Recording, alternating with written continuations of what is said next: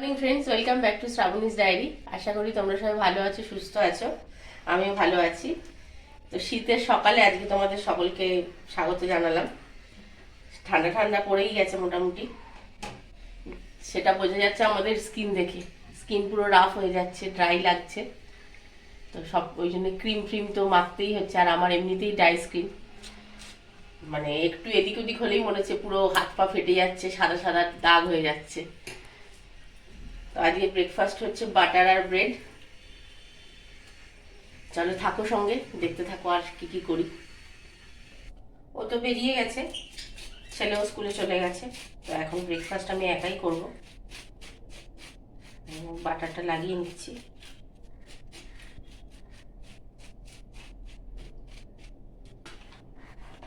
আর এদিকে ডিম সেদ্ধ করে রেখেছি, ও এসে খাবে। এটা আমি এখন খাবো। আর ছেলেও স্কুলে নিয়ে গেছে আজকে ব্রেড, বাটার আর ডিম।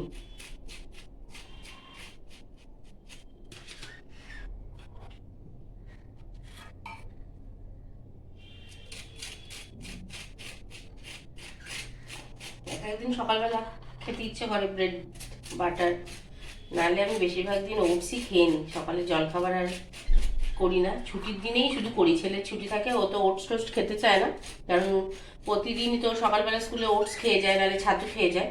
এবার শনিবার রবিবার ও আর ওটস খেতে চায় না, সেই জন্য ওই দিন করি। এদিকে চাও রেডি হয়ে গেছে।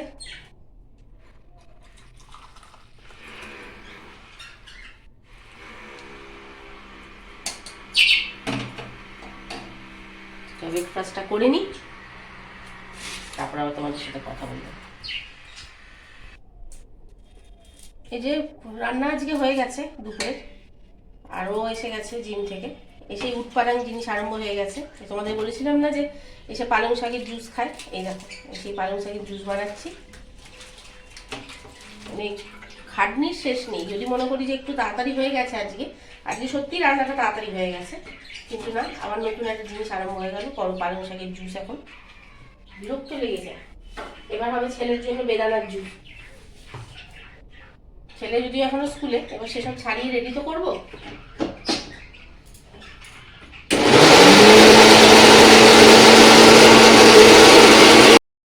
হয়ে গেছে জুস রেডি। এতে সামান্য একটু জল দেবো।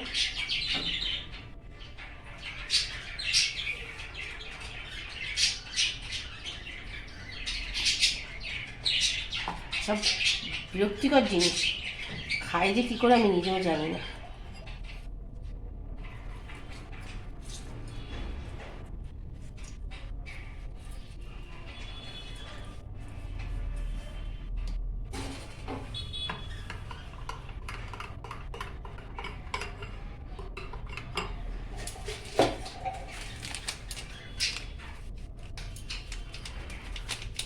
বিটনুনটা কৌটোয় ঢেলে রাখলে না, এই বর্ষার সময় পুরো নষ্ট হয়ে যেত। সেই জন্য কৌটোয় ঢালিনি, প্লাস্টিক শুদ্ধ কৌটোয় ভরে রেখেছি। শীত পড়েছে, এবার কৌটোয় ঢেলে নেবো। এই জন্য কৌটোয় ঢালিনি, প্লাস্টিক শুদ্ধ কৌটোয় ভরে রাখলে আর নুনটা জড়িয়ে যেত না, নাহলে ঢেলে রাখলেই নষ্ট হয়ে যেত। এই যে দিয়ে দিয়েছি, খাচ্ছে। যত সব বলেছি না, ঘাস পাতা খায়ও। আর কত বেনিফিট আছে জানো এটা? আমার বেনিফিটের দরকার নেই বাবা, ওই কাঁচা কাঁচা শাক শাক পাতার জুস খেয়ে। লেবু আর বিট নুন দিয়ে অখাদ্য খেতে হয়। আমি আগে খেয়েছি গো, জোর জবরদস্তি। আমি এখন জিম করলেও এসব আর খেতে চাই না। মাঝে সাঝে হয়তো জোর করে খাওয়াই, কিন্তু আমি এড়িয়ে যাই। একটুখানি খাই তো বাদ বাকিটা ফেলে দিই। কিন্তু যাই হোক, পয়সা দিয়ে জিনিস কিনতে ফেলতে গায়ে লাগে, সেই জন্য নিতে চাই না, খাই না ওই জন্যে।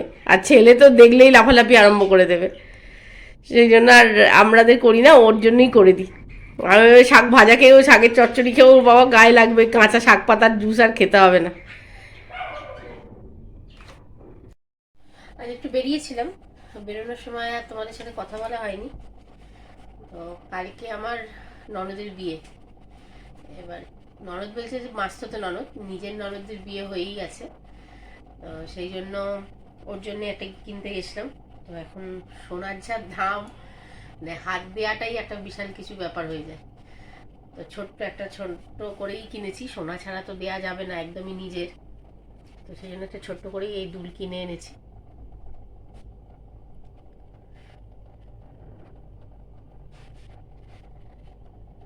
তো ওখান থেকে আসতে রাত্রি হয়ে গেল একটু, প্রায় 9টার কাছাকাছি বাজছে। এবার ডিনার রেডি করতে যাব। আজকের মতো ব্লগটা এখানেই শেষ করছি। আশা করবো তোমাদের ভালো লাগবে আর কি। তো আমার চ্যানেলটাকে প্লিজ সাবস্ক্রাইব করে দিও, আর লাইক কমেন্ট শেয়ার করো। Tata, good night.